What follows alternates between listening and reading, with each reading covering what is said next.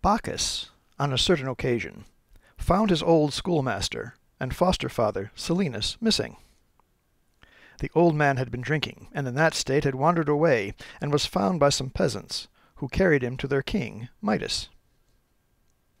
Midas recognized him, and treated him hospitably, entertaining him for 10 days and nights with an unceasing round of jollity.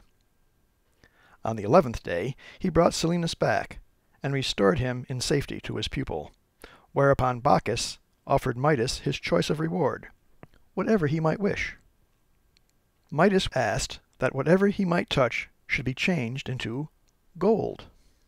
Bacchus consented, though he was very sorry he had not made a better choice. Midas went on his way, rejoicing in his newly acquired power, which he hastened to put to the test. He could scarce believe his eyes when he found a twig of an oak which he had plucked from the branch become gold in his hand. He took up a stone. It changed to gold. He touched the sod. It did the same. He took an apple from the tree, and you would have thought he had robbed the garden of the Hesperides. His joy knew no bounds, and when he returned home his new-found power was a marvel to all his subjects, and they rejoiced happily with him.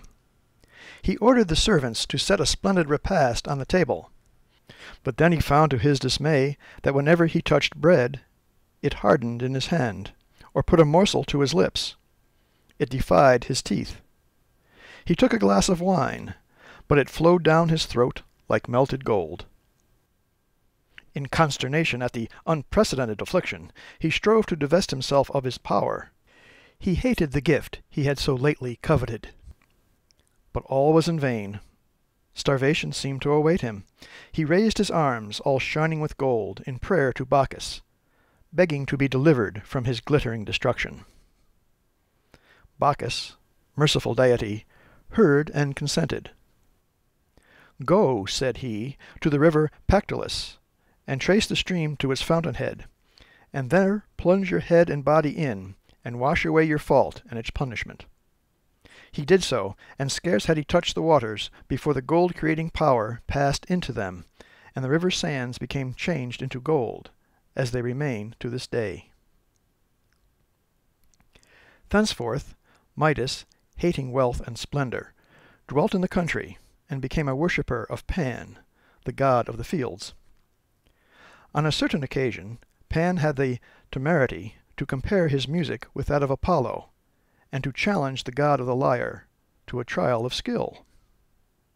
The challenge was accepted, and Tmolus, the mountain god, was chosen umpire. The senior took his seat, and cleared away the trees from his ears to listen.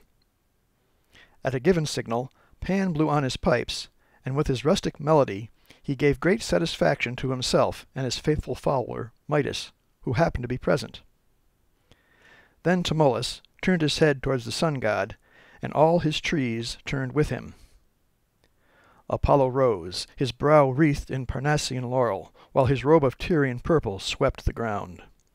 In his left hand he held the lyre, and with his right struck the strings. Ravished with the harmony, Tmolus at once awarded the victory to the god of the lyre, and all but Midas acquiesced in the judgment. He dissented, and questioned the justice of the award. Apollo would not suffer such a depraved pair of ears any longer to wear the human form, but caused them to increase in length, grow hairy within and without, and movable at their roots, in short, to be on the perfect pattern of those of an ass. Mortified enough was King Midas at this mishap, but he consoled himself with the thought that it was now possible to hide his misfortune, which he attempted to do by means of an ample turban or headdress. But his hairdresser, of course, knew the secret. He was charged not to mention it, and threatened with dire punishment if he presumed to disobey. But he found it too much for his discretion to keep such a secret, so he went out into the meadow, dug a hole in the ground, and stooping down, whispered the story and covered it up. Before long a thick bed of reeds sprang up in the meadow, and as soon as it had gained its growth, began whispering the story, and has continued to do so from that day to this, every time a breeze passes over the place.